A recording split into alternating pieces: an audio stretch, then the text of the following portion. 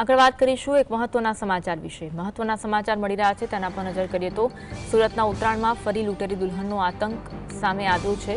લૂંટેરી દુલ્હન સુરતના ઉત્તરાયણ વિસ્તારમાં જોવા મળી। સૌરાષ્ટ્રના યુવક પાસેથી 2.25 લાખ લઈ દલાલે લગ્ન કરાવ્યા હતા। સુરતના ઉત્તરાયણ વિસ્તારમાં લૂંટેરી દુલ્હનનો આતંક સામે આવ્યો। દલાલ અને યુવતીએ ખોટું નામ ધારણ કરી યુવકને છેતર્યો હતો। સૌરાષ્ટ્રવાસી યુવક પાસે ₹2.25 લાખ લઈ દલાલે લૂંટેરી દુલ્હન સાયરા સાથે લગ્ન કરાવ્યા હતા। 13 દિવસ સાસરે રહી અને 14મા દિવસે બહેનની તબિયત ખરાબ હોવાના બહાને લઈ લૂંટેરી દુલ્હન સાયરા ઘરેથી ₹1.40 લાખ સોનાની ચેન અને ચાંદીની ઝાળઝાળ લઈને ભાગી ગઈ। સમગ્ર મામલે ભોગ બનનાર યુવકે ઉત્તરાયણ પોલીસ સ્ટેશનમાં આ સમગ્ર મામલે ફરિયાદ નોંધાવી છે।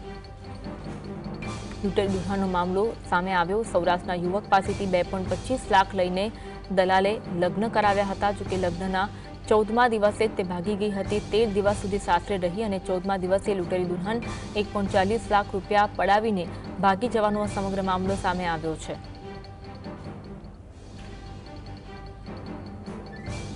આજ અંગે વધુ વાત કરીશું। સંવાદદાતા સાહિસ અમારી સાથે લાઈવ જોડાયા છે। સાહિસ, સુરતના ઉત્તરાયણ વિસ્તારમાં લૂંટેરી દુલ્હનનો આતંક સામે આવ્યો છે અને રૂપિયા લઈને તે ભાગી ગઈ છે। સમગ્ર મામલો જણાવશો।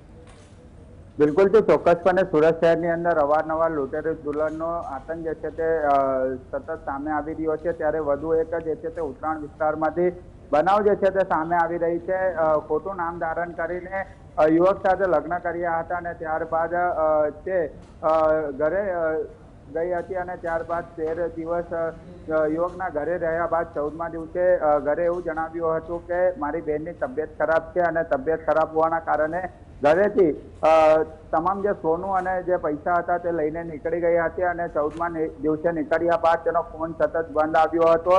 એટલું જ નહીં પરંતુ યુવકને જે છે તે છેતરીને દેવામાં આવ્યો હતો અને સમગ્ર ઘટનાને જોતા હાલ તો ફરિયાદી દ્વારા પોલીસ ફરિયાદ કરવામાં આવી છે। આપણે વિગતવાર વાત કરવામાં આવે તો ઉત્તરાયણ વિસ્તારનો જે બનાવ છે તે સામે આવી રહ્યો છે। લૂંટેરી દુલ્હનનું નામ સાયરા છે। તેમનો 10 વર્ષનો પુત્ર પણ છે, પરંતુ લૂંટેરી દુલ્હન સાયરા અને દલાલે ખોટા નામ ધારણ કરી ભોગ બનનાર સાથે લગ્ન કરાવ્યા હતા અને લગ્ન કરાવ્યા બાદ જે છે તે યુવકને છેતરી દેવામાં આવ્યો હતો।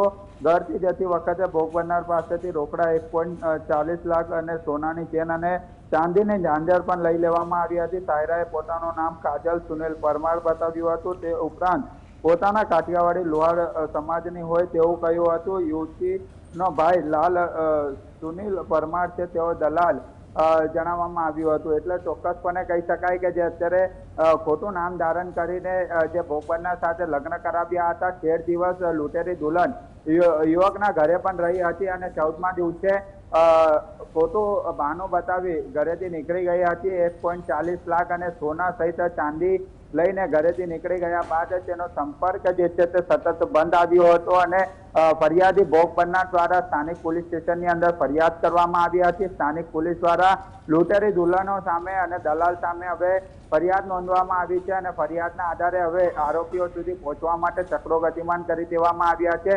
લૂંટેરી દુલ્હનનો સુરત શહેરની અંદર સતત ત્રાસ છે તે સામે આવી રહ્યો છે। ત્યારે વધુ એક યુવકનો ભોગ લેવાયો છે અને જે પૈસા બી પડાવી લેવામાં આવ્યા હતા। કેટલાક સોના ચાંદીના દાગીના પણ પડાવી લેવામાં આવ્યા છે।